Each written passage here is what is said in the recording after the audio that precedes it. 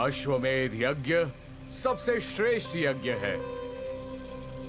ऋषि ऋषिशृंग ने कहा, अगर कोई राजा बिना किसी बाधा के इस यज्ञ को करने में सफल होता है तो उसे कभी किसी कठिनाई का सामना नहीं करना पड़ेगा।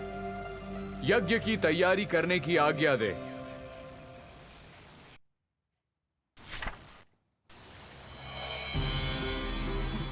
आनंदित हो दशरथ ने सरयू नदी के उत्तरी तट पर साल भर चलने वाला यज्ञ शुरू होते देखा। घोड़े को छोड़ दिया जाए। ऋषि ने निर्देश दिया। कई सिपाही घोड़े के साथ गए। ये सिपाही 1 वर्ष तक घोड़े का सब जगह पीछा करेंगे और निश्चित ही आपको पुत्र प्राप्त होंगे। ऋषि ने राजा दशरथ से कहा,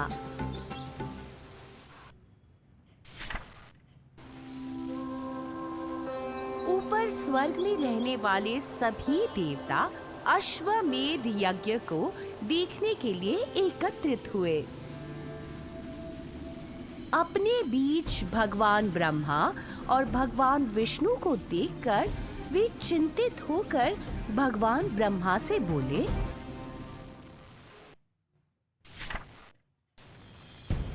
जब से आपने रावण को वरदान दिए हैं तब से वो राक्षस राजा हमें हर तरीके से परेशान कर रहा है। हवा उसके करीब आने से डरती है।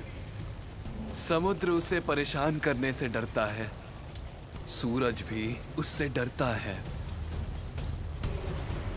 प्रभु मदद करिए।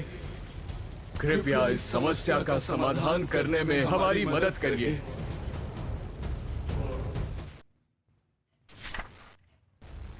ब्रह्मा ने राजा दशरथ के बलिदान को देखते देखते इस बारे में सोचा। सच में रावण बहुत शक्तिशाली हो गया था। चलो देखते हैं। रावण ने मुझसे बहुत से वरदान मांगे थे और मैंने उसकी इच्छा पूरी करी थी कि कोई देव, दानव, यक्ष, राक्षस या गंधर्व उसे नहीं मार सकेंगे। लेकिन वो इतना घमंडी था कि उसने मनुष्यों से बचाव के लिए कोई आशीर्वाद ही नहीं मांगा, क्योंकि उसे विश्वास था कि कोई भी मनुष्य उसे हरा नहीं सकता। हमें इस बात का लाभ उठाना चाहिए।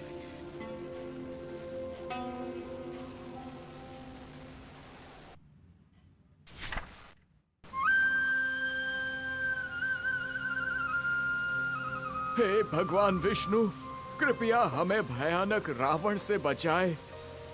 केवल आप ही उस राक्षस राजा को हरा सकते हैं जो हमें रात दिन सताता है। पर कैसे? भगवान विष्णु ने पूछा। जैसे भगवान ब्रह्मा ने कहा, रावण को हम नहीं मार सकते, लेकिन एक मनुष्य अवश्य उसका अंत कर सकता है।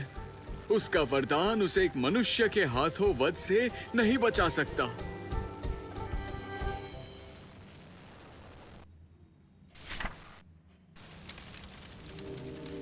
यज्ञ की ओर इशारा करते हुए उन्होंने कहा, क्यों ना आप दशरथ के पुत्र के रूप में जन्म ले, फिर आप मानव रूप में रावण का अंत कर सकते हैं।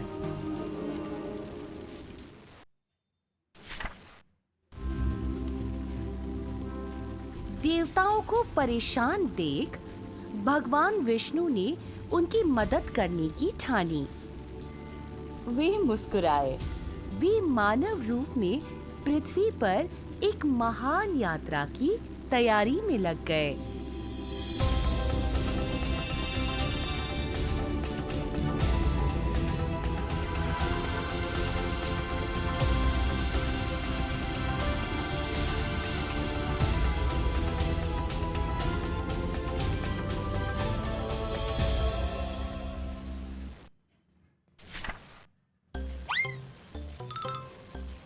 रावण घमंडी था और मनुष्यों से सुरक्षा नहीं चाहता था।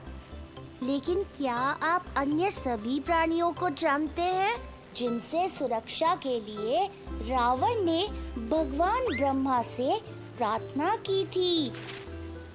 गंधर्व दिव्य प्राणी थे जो संगीतकार और गायक थे।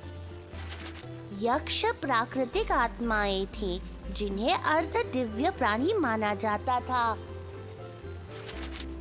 दानव पौराणिक प्राणी थे जिन्हें दुष्ट स्वभाव का माना जाता था।